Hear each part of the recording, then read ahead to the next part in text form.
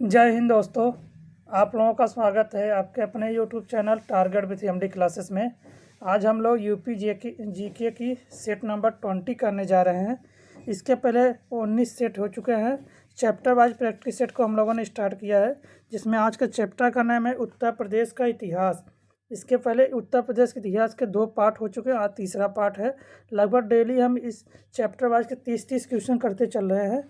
तो जो यूपी के सभी एग्जाम, यूपी SSSC हो गया, बीपीओ हो गया, जूनियर असिस्टेंट हुआ, एजीटीए हुआ, लेखपाल हुआ, सब आरओ यारो हुआ, सभी यूपी एग्जाम के लिए बहुत ही कारगर सिद्ध होने वाली ये सीरीज है। ठीक है, आगे चलते हैं आज के फर्स्ट क्वेश्चन की तरफ।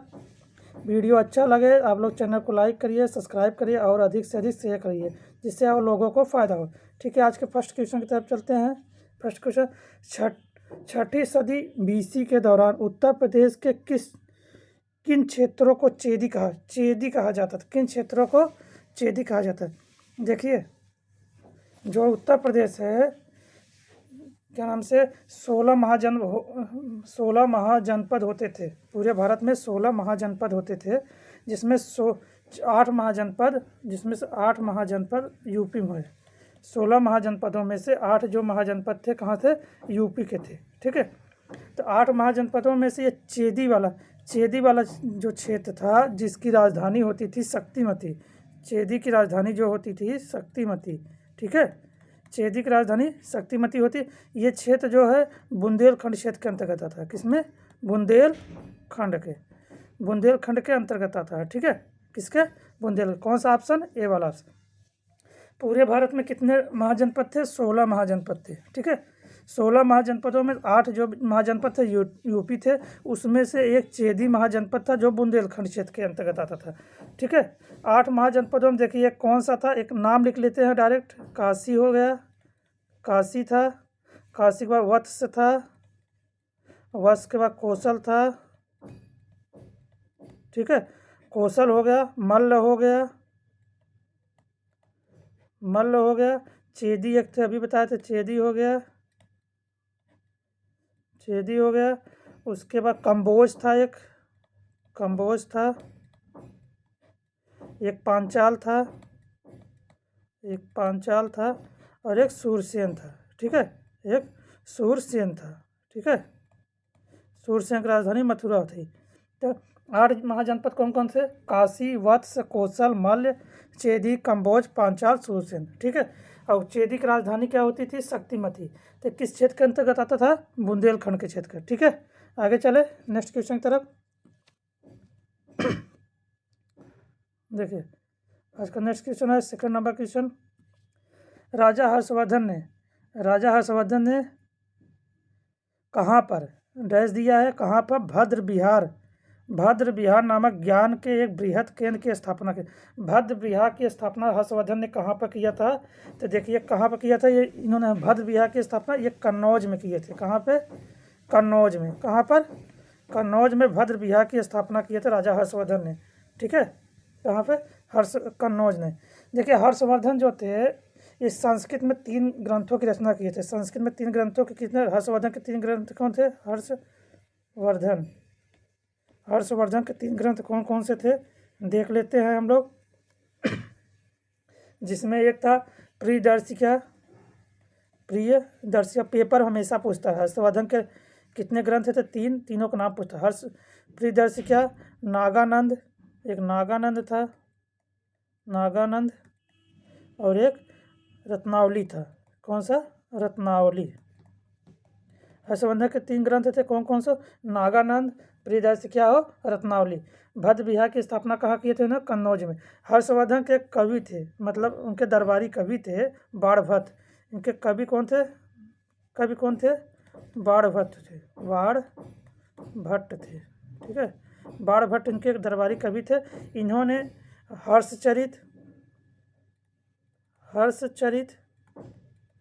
हर्षवर्धन के बारे में हर्षचरित और कादम्बरी, हर्षचरित और एक और था जो कादम्बरी था। ठीक है, हर्षचरित और कादम्बरी की रचना किए थे। तो वो बाणभट्ट कौन थे? हर्षवर्धन के दरबारी कवि थे। वो हर्षचरित और कादम्बरी की रचना किए थे। और हर्षवर्धन ने किसका रचना किया था? प्रियदर्शी, नागानंद, रत्नावली का। ठीक है। भद्र विहार की स्थापना हर्षवर्धन ने कहाँ किया था? कन्नौज में। तो कौन सा ऑप्शन? सी वाला ऑप्शन। ठीक है। चलिए नेक्स्ट क्वेश्चन की तरफ। नेक्स्ट क्वेश्चन है आज का, देखिए, अशोक स्तंभ में उत्कीर्ण किए हुए शेर का मुख, जिसे भारत सरकार द्वारा राष्ट्रीय होना चाहिए, भारत सरकार द्वारा राष्ट्रीय, ठीक है, राष्ट्रीय प्रतीक के रूप में अपनाया गया है, राष्ट्रीय प्रतीक के रूप में अपनाया गया संग्रहालय में समझिए कहाँ, किस संग्रहालय में स्थित है? कुशीनगर, सारनाथ, कम्बोज, लुम्बिनी। तो किस संग्रहालय में स्थापित किया? जो शेर थे, लगभग 4 शेर हैं। कितने शेर हैं? 4 शेर हैं। 4 शेर, चारों के चारों एक दूसरे की तरफ पीठ करके बैठे हुए हैं, एक दूसरे की तरफ पीठ करके बैठे हुए हैं। ठीक है। 4 शेर है। कहाँ पे? सारनाथ पे। कहाँ पर है? सारनाथ में। ठीक है। 4 शेर है सारनाथ में। आगे चले, देखिए नेक्स्ट क्वेश्चन की देखते हैं आज का। नेक्स्ट क्वेश्चन 4 नंबर, चंदेल शासन के दौरान उत्तर प्रदेश का निम्नलिखित में से कौन सा क्षेत्र जेजाग भुक्ति या जयहोटी के नाम से जो यूपी का बुंदेलखंड क्षेत्र था? कौन सा? बुंदेलखंड क्षेत्र। ठीक है। यूपी का बुंदेलखंड क्षेत्र पहले जो चंदेल शासक थे उस समय उसको जेजाग भुक्ति के नाम से जाना जाता है। ठीक है। इसके कुछ क्षेत्र जो थे कहाँ पे? मध्य प्रदेश क्षेत्र में चले गए थे, लेकिन कुछ यूपी में थे। यूपी के बुंदेलखंड क्षेत्र को जेजाग भुक्ति के नाम से जाना जाता था। याद रहेगा, जेजाग भुक्ति बुंदेलखंड। कौन सा ऑप्शन? बी वाला। आगे चले, तो 5 नंबर क्वेश्चन है आज का, देखते हैं। आगरा और अवध के संयुक्त प्रांत, जिन्हें अब उत्तर प्रदेश के नाम से जाना जाता है, 1921 में अपनी राजधानी को कहाँ से? लखनऊ स्थापित किया था। जो 1858 से 1921 तक जो उत्तर प्रदेश की राजधानी थी वो इलाहाबाद थी। कहाँ थी? इलाहाबाद थी। तो 1921 में इसे लखनऊ ट्रांसफ़र कर दिया गया। कहाँ? लखनऊ स्थानांतरित कर दिया गया। ठीक है। 1858 से 1921 तक इलाहाबाद थी। उसके बाद 1921 में कहाँ स्थानांतरित कर दिया गया? लखनऊ। तो कौन सा ऑप्शन होगा? सी वाला ऑप्शन। ठीक है। कौन सा ऑप्शन होगा? सी वाला ऑप्शन। याद रहेगा। इसके पहले कहाँ थी? इलाहाबाद थी 1858 से 1921 तक, और 1921 में इलाहाबाद से लखनऊ स्थानांतरित कर दिया गया। ठीक है। आगे चले, देखिए नेक्स्ट क्वेश्चन है 6 नंबर क्वेश्चन में दिया है कि गौतम बुद्ध की माँ देवदह राज के शासन परिवार से थी, जो अब उत्तर प्रदेश के जिले में है। देवदह राज उत्तर प्रदेश के किस जिले में है? देवरिया, गोरखपुर, बस्ती, गोंडा। जो इनकी माँ, गौतम बुद्ध की माँ का नाम जो था महामाया था। ठीक है। महामाया इनकी माँ का नाम था। ये किस किस शासन की थी? कोली वंशी शासकीय परिवार की थी। ठीक है। कोली वंश की थी। ठीक है। इनकी माँ कोली वंश की थी। जो कोली वंश जो देवदह राज था वो उत्तर प्रदेश किस जिले में है? वो बस्ती जिले में है। कहाँ पे? बस्ती जिले की थी। ठीक है। बस्ती जिले में। ठीक है। याद रहेगा, गौतम बुद्ध की माँ देवदह राज्य के शासन परिवार में थी, जो अब उत्तर प्रदेश के किस जिले में है? बस्ती जिले में। ठीक है। इनकी माँ का नाम महामाया था और वंश क्या था? कोली वंश था। ठीक है। आगे चले, 7 नंबर क्वेश्चन है। 7 नंबर क्वेश्चन दिया है वाल्मीकि का ब्रह्म आश्रम ब्रह्मवर्त में था, जो है ब्रह्मवर्त में था, जो कहाँ पे है? बिठूर, झांसी, ललितपुर, उरई। तो बिठूर है। ठीक है। बिठूर है। तो कहाँ पे था ब्रह्मवर्त आश्रम? बिठूर में, गंगा नदी के किनारे, कानपुर में। कहाँ पे? कानपुर, बिठूर में। वाल्मीकि का आश्रम कहाँ था? कानपुर, बिठूर में, गंगा नदी के किनारे था। ठीक है। याद रहेगा ये कि ब्रह्मवर्त आश्रम था। आगे चले नेक्स्ट क्वेश्चन की तरफ। अगला क्वेश्चन है पहली जनवरी 1845 में उत्तर प्रदेश ने नामक पहला हिंदी समाचार पत्र निकला, जिसे गोविंद रघुनाथ ने संपादित। 1945 जो हिंदी समाचार पत्र आया था, गोविंद रघुनाथ ने उसे संपादित किया, तो उसका नाम था बनारस अखबार। क्या था? बनारस अखबार। बी नाम था, बी ऑप्शन। ठीक है। देखिए इसके बारे में और जान लेते हैं। पहला हिंदी अखबार कौन था? पहला हिंदी अखबार जो था, हिंदी अखबार था, वो आया था 30 मई 1826 30 मई 1826 में, ठीक है। पहला हिंदी अखबार 30 मई 1826 में उदंड मार्तंड था। पहला हिंदी अखबार कौन था? उदंड मार्तंड था, 30 मई 1826 में, ठीक है। 30 मई 1826 उदंड मार्तंड था। किसने निकाला था? जुगल किशोर ने। किसने? जुगल किशोर शुक्ल ने। जुगल किशोर शुक्ल ने, ठीक है। जुगल किशोर शुक्ल ने पहला समाचार पत्र निकाला था हिंदी का, उदंड मार्तंड 1826 में। और इसी दिन 30 मई को जो है हिंदी का पत्रकारिता दिवस भी मनाया जाता है। 30 मई को है हिंदी का पत्रकारिता दिवस भी मनाया जाता है। पत्रकारिता दिवस, ठीक है। पत्रकारिता दिवस भी मनाया जाता है। 30 मई को हिंदी का पत्रकारिता दिवस भी मनाया जाता है। 30 मई को पहला हिंदी समाचार पत्र निकाला था उदंड मार्तंड ने, जुगल किशोर शुक्ल ने, ठीक है। और 1845 में जो हिंदी का समाचार पत्र गोविंद रघुनाथ ने संपादित किया था, उसका नाम था बनारस अखबार। इतनी बातें आप लोगों को याद रहेगी। बनारस अखबार गोविंद रघुनाथ ने 1845 में निकाला था। पहला जो था उदंड मार्तंड था 1826 में। कौन थे? जुगल किशोर शुक्ल थे, ठीक है, याद रहेगा। आगे चले, नेक्स्ट क्वेश्चन की तरफ चलते हैं। देखिए नेक्स्ट क्वेश्चन है भेड़कुंड। देखिए 9 नंबर है, भेड़कुंड जहाँ अर्जुन ने द्रौपदी से शादी करने के लिए मछली को निशाना बनाया था। जो मछली को निशाना बनाया था अर्जुन ने, भेड़कुंड कहाँ पे है? जो द्रौपदी से शादी करने के लिए, ये जो है कहाँ पे है? ये है फर्रुखाबाद में। कहाँ पे है? फर्रुखाबाद में, ठीक है, सी वाला ऑप्शन। भेड़कुंड कहाँ पे है? फर्रुखाबाद में है, याद रहेगा ये आप लोगों को। आगे चले, देखो 10 नंबर क्वेश्चन है। 10 नंबर क्वेश्चन दिया है कि उत्तर प्रदेश के वर्तमान मुख्यमंत्री योगी आदित्यनाथ किस संप्रदाय थे? योगी आदित्यनाथ किस संप्रदाय से? नाथ संप्रदाय से। किससे? नाथ संप्रदाय से थे। तो इसमें कौन सा? ये देखिए नाथ लिख लीजिए इसे, नाथ संप्रदाय से। किससे थे? योगी आदित्यनाथ नाथ संप्रदाय से थे, ठीक है। आगे चले नेक्स्ट क्वेश्चन की तरफ।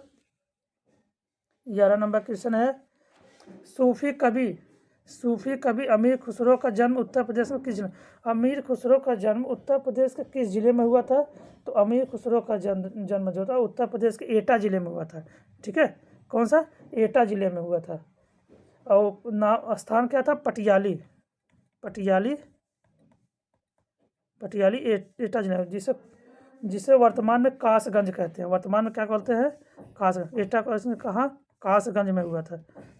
अगर वर्तमान कासगंज आ गया और एटा आ गया तो कहाँ मारेंगे? कासगंज मारेंगे, ठीक है। अगर दोनों ऑप्शन पूछ दिया और अमीर खुसरो का जन्म पूछा है और दोनों ऑप्शन दे दिया तो कासगंज मारेंगे, ठीक है। कासगंज नहीं है तो एटा, पहले एटा बोला जाता था, वर्तमान में कासगंज। पटियाली नंबर कासगंज। अमीर खुसरो को तबला और खड़ी बोली का जनक भी माना जाता है, ठीक है। किसका? तबला और खड़ी बोली का जनक भी माना जाता है, ठीक है। तबला और खड़ी बोली के जनक भी अमीर खुसरो को माना जाता है। इन्हें तूतीए हिंद भी बोला जाता है, या तोताई हिंद। तूतीए हिंद या तोताई हिंद भी अमीर खुसरो को बोला जाता है। इन्हें तबला और खड़ी बोली का जनक भी माना जाता है। इनका जन्म जो कासगंज पटियाली में हुआ था। ये सारी बातें याद रहेगी आप लोगों को। चलिए नेक्स्ट क्वेश्चन की तरफ।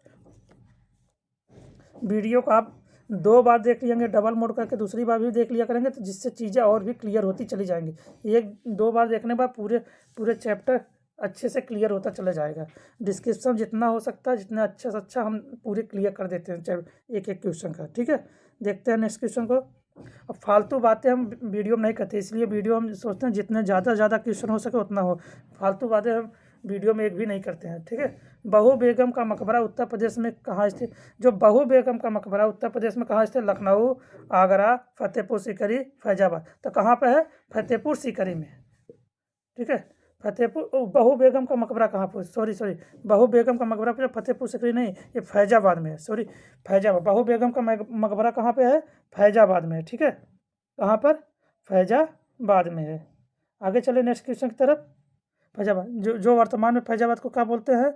अयोध्या बोलते हैं। ठीक है, अयोध्या, वर्तमान फैजाबाद को क्या नाम दे दिया गया? अयोध्या है। तो बहू बेगम मकबरा कहाँ है? फैजाबाद। बनवाया किसने था ये भी देख लेते हैं। शुजाउद्दौला ने। किसने बनवाया था?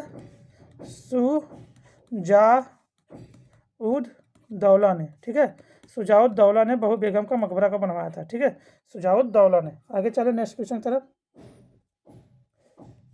उत्तर प्रदेश के निम्न में से किस जिले को नवाबों का शहर कहा जाता है?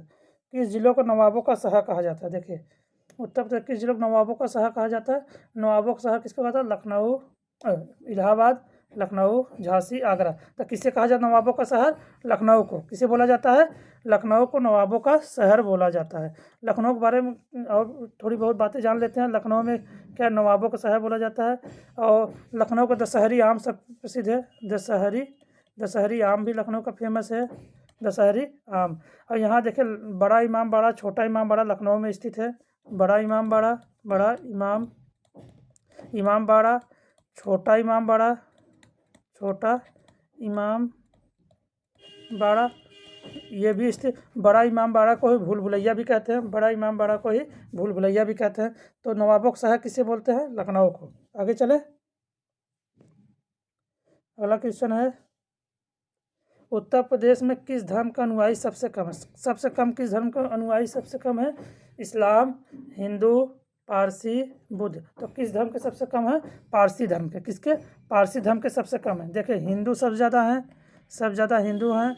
उसके बाद मुस्लिम है, उसके बाद मुस्लिम है, हिंदू के बाद मुस्लिम है।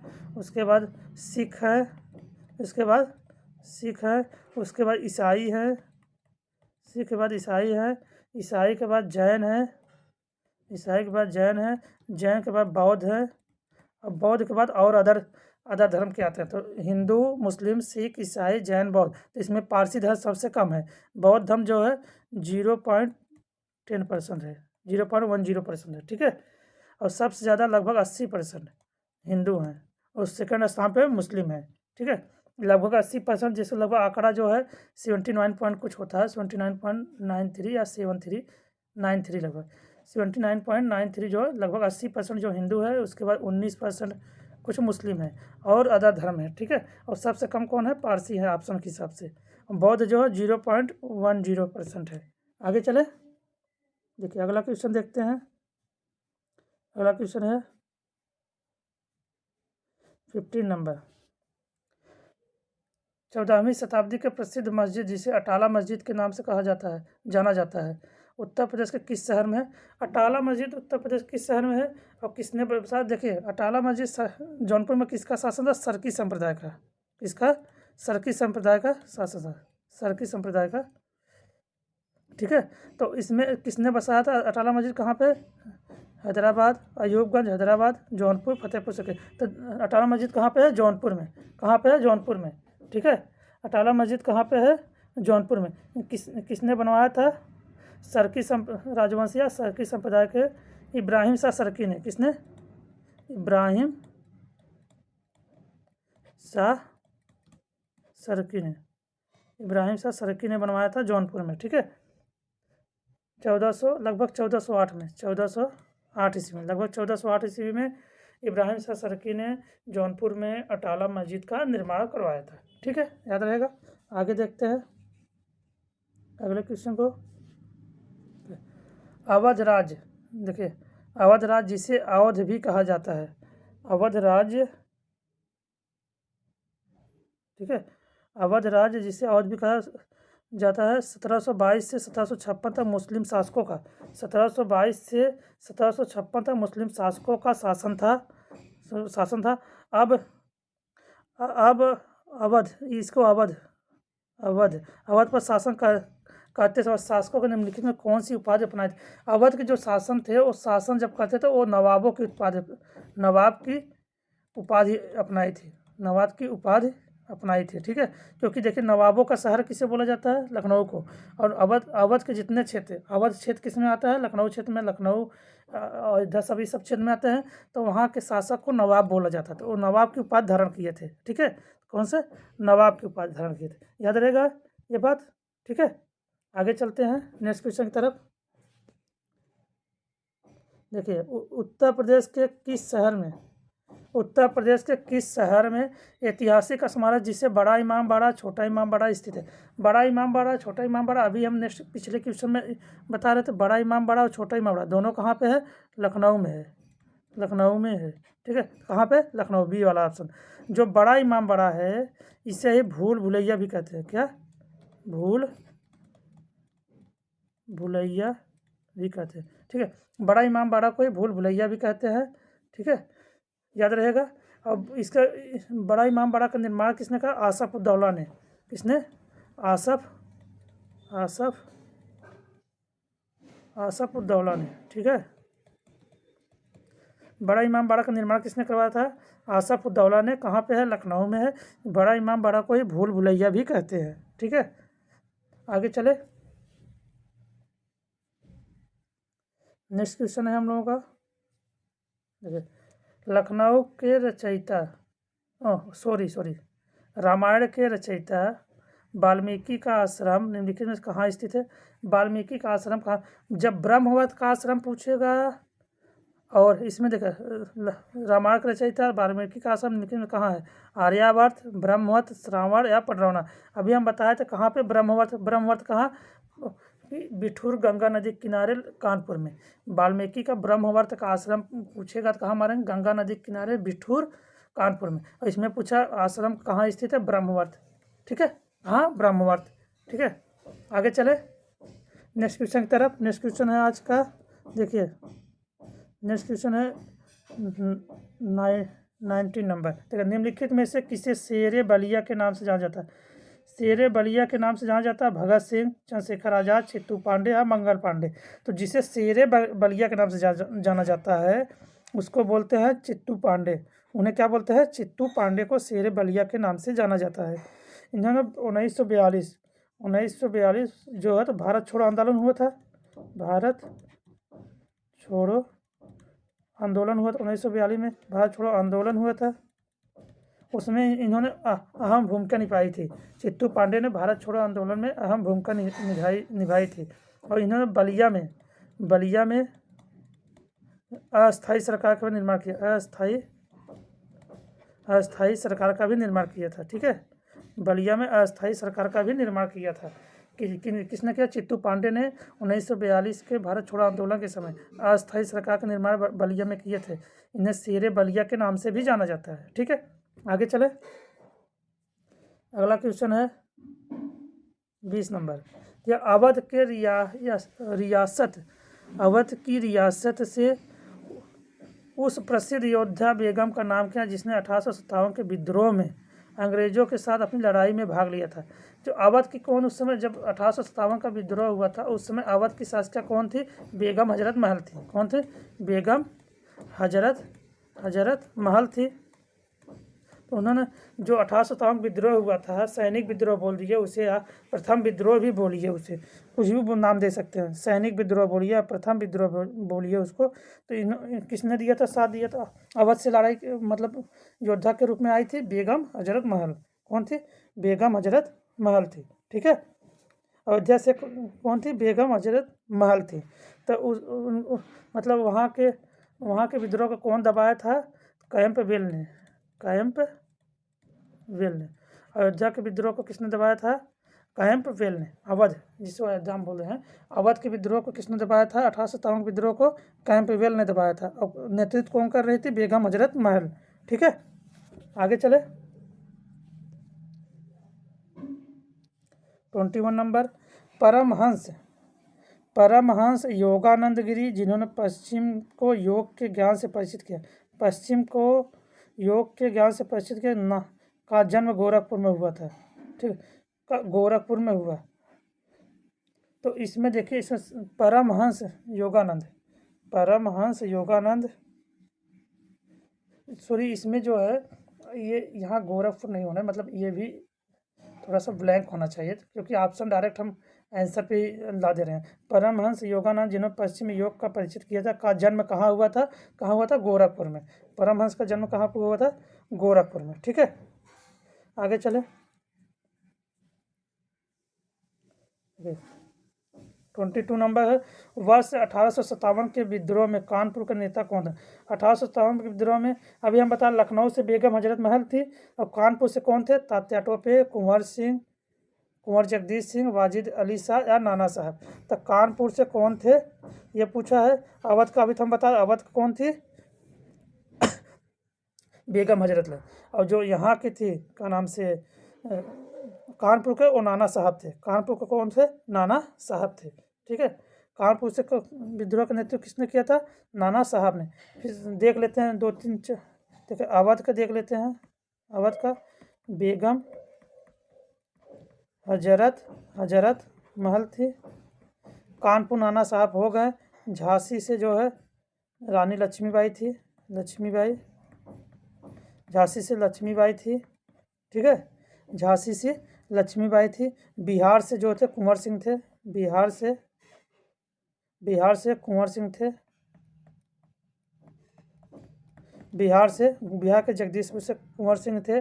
और दिल्ली से जो थे, दिल्ली से बहादुर शाह जफर थे, बहादुर शाह थे। दिल्ली से कौन थे? बहादुर शाह थे। और हम देखिए, अवध बेगम हजरत महल, झांसी रानी लक्ष्मीबाई, बिहार से कुंवर सिंह, दिल्ली से बहादुर शाह थे। ठीक है, और कानपुर से नाना साहब थे। याद रहेगा। आगे चले नेक्स्ट क्वेश्चन की तरफ। 23 नंबर क्वेश्चन है। देखिए क्वेश्चन, इखलास खान का रोजा मकबरा उत्तर प्रदेश के किस जिले में?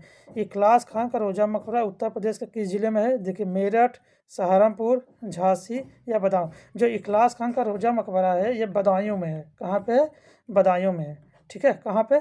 बदायूं में है। इखलास का रोजा मकबरा कहाँ पे है? बदायूं में है। आगे चलें नेक्स्ट क्वेश्चन की तरफ। 24 नंबर क्वेश्चन है। देखिए, सारनाथ वह पवित्र स्थान है जहाँ भगवान बुद्ध ने अपना पहला उपदेश दिया था। इनके पहले उपदेश को ही धर्मचक्र परिवर्तन बोलते हैं। धर्मचक्र परिवर्तन, याद रखिएगा, धर्मचक्र परिवर्तन। इनके पहले उपदेश को धर्मचक्र परिवर्तन बोलते हैं। तो फिर से देख लीजिए क्वेश्चन को। सारनाथ वह पवित्र स्थान है जहाँ भगवान बुद्ध ने अपना पहला उपदेश दिया था, वह निम्नलिखित में किस शहर के बहुत नज़दीक है? किस शहर के बहुत नज़दीक है? तो संत रविदास नगर, गौतम बुद्ध नगर या कुशीनगर या वाराणसी। तो कहाँ पे? कौन सा ऑप्शन? डी। कहाँ पे? सारनाथ, वाराणसी में। ठीक है, इनके पहले उपदेश को क्या कहा जाता है? धर्मचक्र परिवर्तन भी बोला जाता है। याद रहेगा। आगे चले नेक्स्ट क्वेश्चन की तरफ। 25 नंबर क्वेश्चन है। उत्तर प्रदेश को पहले संयुक्त प्रांत के नाम से जाना जाता है, उसे किस बार उत्तर प्रदेश का नाम दिया गया? जो उत्तर प्रदेश पहले संयुक्त प्रांत था, उसके बाद इसको उत्तर प्रदेश कब नाम दिया गया? देखिए, इसको कब दिया गया? 24 जनवरी